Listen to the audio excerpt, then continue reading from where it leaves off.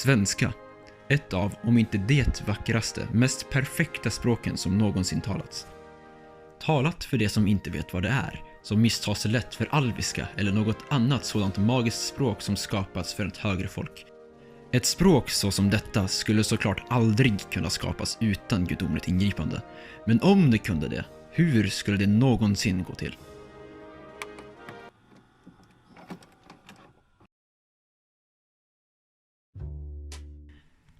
En gång för cirka 150 000 år sedan så levde den afrikanska Nej, inte en sån. Nu är det bara elak. En sån, tack så mycket. Denna människa var den första med ett muterat struphuvud som, gjorde det möjligt för den att sätta i halsen och dö kvävning. Men viktigare så gav denna mutation även denna människa förmågan att bättre kunna skapa tydliga ljud som lätt kunde åtskiljas från varandra. Denna stam skulle snart utveckla det första språket. 75 000 år senare så skulle dessa människors ättlingar expandera från sitt hem i Afrika och över de kommande 75 000 åren utrota varenda annan art av människa på planeten. Dock inte innan de kollade om man kunde föröka sig med dem, för vad annars förväntar ni er egentligen av grottmänniskor? Sedan för cirka 5500 år sedan så bestämde sig en speciell grupp av dessa människor för att dela med sig av sitt specifika språk. Indoeuropeerna skulle komma att sprida sitt språk med metoder vi fortfarande inte känner till alla folk de stötte på från Myanmar till Irland, utom baskerna. Fakta. På grund av de enorma geografiska separationer som detta språk nu upplevde så började regionala dialekter bli så pass olika att man kunde börja klassa dem som olika språk. En av dessa språkgrupper som bodde här hade en tendens att skicka en massa folk söderut för att delta i sin favoritfritidsaktivitet, krig. När de sedan återvände hem så hade de med sig en idé, att man kunde spara ord på en träbit eller på sten på ett bättre sätt än att rita bilder.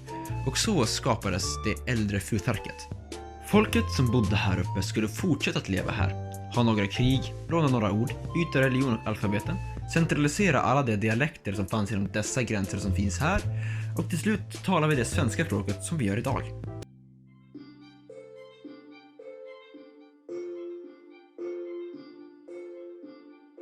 En av de saker jag nämnde lite kort förut är att vi bytte från att skriva med det där Futharket som de som när krigade uppfann till ett skrivsätt med lite fler kurvor i sig. Hur gick det till då?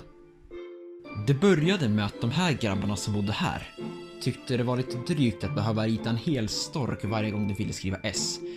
Så det förenklade alla symboler och skapade det första alfabetet, det finesiska alfabetet. Fan vad smart, sa grekerna innan de stal idén och gjorde sitt eget.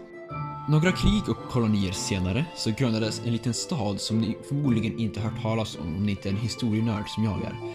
Den hette Rom. Det var en trevlig och fredlig republik i cirka 600 år innan de blev uttråkade och bestämde sig för att hälsa på de etruskiska folken som gränsade dem till norr. Och med hälsa på så menar jag såklart utplåna deras kultur så fullständigt att de inte kunde hitta bevis från att de någonsin existerade utanför det romarna skrev om dem förrän på 1900-talet.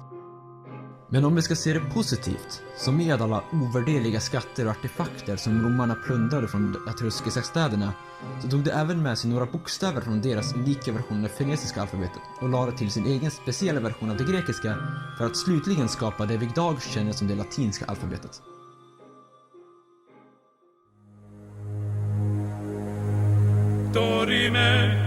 Några 100 år och massmord senare så skulle en grabb som hette Jesus bli lite väl populär i provinsen Judea. Man löste detta genom att döda honom, vilket hade motsatsen till den önskade effekten då detta bara slutade med att han blev mer populär. Trots att bestraffningen för att tycka Jesus var en cool grabb var brutal avrättning för andras åtlöje så fortsatte massvis av folk att tycka att han var en cool grabb. 300 år efter att Jesus dödades så bestämde sig en kille som heter Konstantin den store för att, vet ni vad, Jesus är en cool grabb och 80 år senare var det olagligt att inte tycka han var det. Man skrev ner allt man visste om Jesus i en bok som man kallade för boken, fast på grekiska för det låter bättre. Här uppe skrev vi ju med det där Futharket som jag nämnde tidigare. Men där kring slutet av 1000-talet så började vi också tycka att Jesus var en cool grabb. Och för att kunna läsa boken som har skrivit om honom så behövde man det latinska alfabetet. Så vi bytte. Detta hade även effekten att få oss att passa bättre in i Jesus är cool-klubben. Så att det bytte från kantiga till runda skrivtecken är alltså kyrkans fel. Och där har vi det. Utvecklingen av det talade och skrivna svenska språket från allra första början. Hoppas att videon inte var allt för mycket och att ni lärt er någonting. Tack för mig.